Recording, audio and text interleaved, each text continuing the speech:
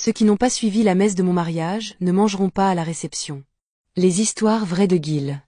Si tu habitais dans un rayon de 3 rues autour de Benoît et Prisca, tu saurais déjà que leur relation était une série télé à plein temps, sans générique de fin.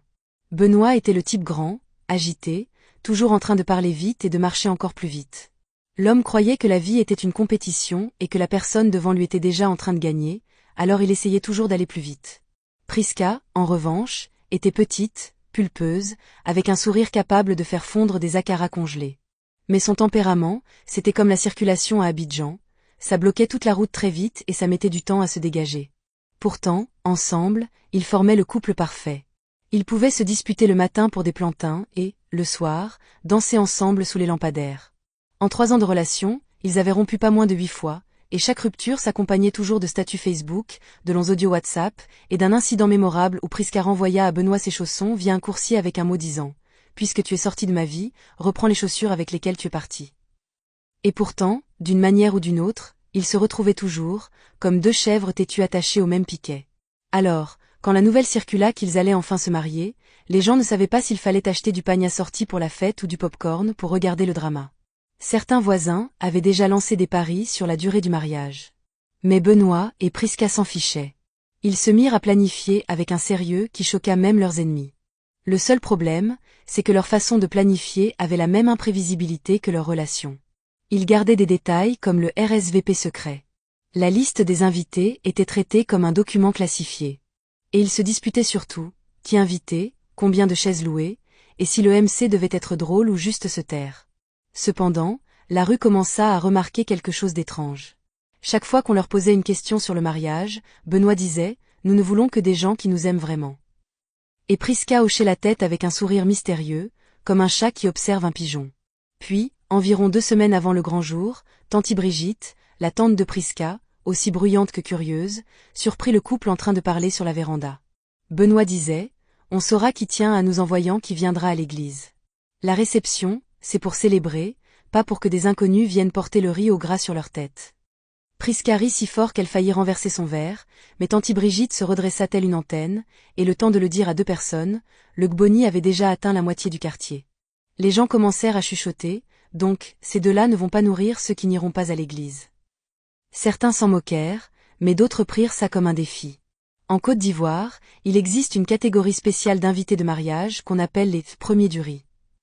Ceux qui mettent leurs plus beaux habits, prennent des selfies devant la salle de réception, mais ne voient jamais l'intérieur de l'église. Ils ne viennent que pour une chose, la nourriture et les barquettes à emporter. Pour eux, manquer une réception de mariage, c'est comme manquer l'enlèvement au ciel. Ainsi, la semaine du mariage, les invités se scindèrent en 2 camps.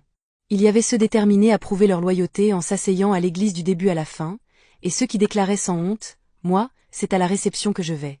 J'ai pas le temps d'écouter le pasteur raconter une histoire d'amour. » Et, le matin du mariage, tandis que la mariée et le marié se préparaient, les rues vibraient sous les ciseaux des tailleurs qui faisaient des ajustements de dernière minute, les gelées se nouaient à des angles dangereux, et quelque part de l'autre côté de la ville, 3 hommes en costume brillant débattaient pour savoir s'ils devaient aller à l'église ou filer directement à la réception pour sécuriser une table avant que la foule ne remplisse tout.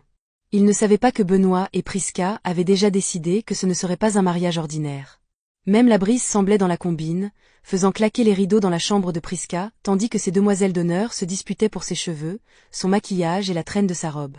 Quant à Benoît, il était de l'autre côté de la ville, arpentant son petit salon en marcel blanc et aboyant des instructions au téléphone comme un général en plein champ de bataille. « Assurez-vous que la nourriture n'atteigne aucune table tant que je n'ai pas parlé. J'ai dit, attendez mon signal. » Il se fichait bien que son témoin lève les yeux au ciel. C'était son plan de guerre, et il s'y tenait. Le culte à l'église était fixé à 10 heures, à Saint-Michel, anglicane, à Cocody. C'était un bel édifice. À l'intérieur, l'autel était décoré de fleurs fraîches. Les bancs brillaient, et la chorale était déjà en place, chantant les cantiques d'ouverture. Le seul problème, c'est que la moitié des sièges étaient vides. Les anciens de l'église occupaient les premiers rangs. Quelques amis loyaux du couple étaient assis au milieu, et tout au fond, un oncle somnolait déjà dans son costume. Mais dehors, c'était une autre histoire. De l'autre côté de la rue, la salle de réception, un vaste espace décoré d'or et de blanc, bourdonnait comme une ruche. Des invités en pagnes éclatants prenaient des selfies sous l'arche, faisaient teinter des bouteilles de boisson maltais et commentaient la beauté de la déco sans se soucier de n'avoir même pas posé un pied à l'église. Un homme en bonnet rouge fut entendu dire « Moi, je reste ici. Quand ils finissent l'amour est patient, l'amour est bienveillant, j'entre direct. » Une femme avec un gelé aussi aucune tour rit et répondit « S'il vous plaît, l'église c'est pour leur cœur, la réception c'est pour nos ventres. » Pendant ce temps, à l'intérieur, Prisca était assise à côté de Benoît au premier rang, tenant son livret et souriant pour la caméra, mais ses yeux balayaient sans cesse les bancs. Elle voyait trop de sièges vides et beaucoup trop de visages familiers absents. Son amie Estelle, envoyée en reconnaissance à la réception, glissa discrètement et se pencha vers elle. Prisca, plus de la moitié des gens ne sont même pas venus. Ils sont déjà assis dans la salle de réception comme des gens qui attendent que la CIE remette le courant. Le sourire de Prisca se figea. Elle tourna légèrement la tête vers Benoît. Son expression ne changea pas. Il se pencha simplement et murmura « Parfait. Qu'ils se détendent. Ils pensent qu'on plaisante, hein ?» Pendant les vœux, l'esprit de Benoît n'était pas seulement à « jusqu'à ce que la mort nous sépare ». Il pensait à l'instruction secrète donnée au traiteur ce matin-là, personne sans preuve de présence à l'église ne mange. Opération, pas de livret, pas d'assiette. Il avait même prévu son petit cousin Gaëtan, videur de profession, pour aider à faire respecter la règle. Quand le culte prit fin, les quelques invités loyaux qui étaient venus applaudissaient et prenaient des photos. Mais dehors, le clan des premiers du riz était déjà en formation à l'entrée de la réception. Téléphone en main, ventre prêt, regard verrouillé sur les buffets. Au moment où Benoît et Prisca quittèrent l'église dans leur Mercedes blanche, la salle de réception bouillonnait d'énergie. Le MC, un grand type en blazer violet avec une voix de mégaphone, y prit la foule depuis presque une heure, alternant blagues et son d'ambiance. Dans l'air flottait l'odeur du riz au gras, des viandes frites et des beignets tout juste sortis de l'huile. Ce genre de parfum pouvait faire oublier leur sujet de prière au plus spirituel. Pourtant, en y regardant de près, on remarquait quelque chose d'étrange.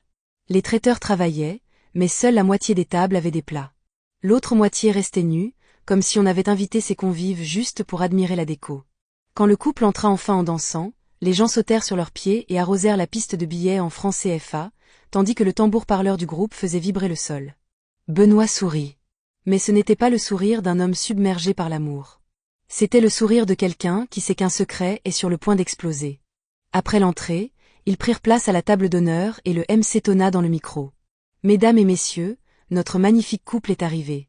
Applaudissez l'amour. » Tout le monde applaudit, mais les yeux de Benoît cherchaient déjà la chef traiteur, une femme semblable en tablier vert à qui il avait donné ses consignes spéciales plus tôt dans la matinée.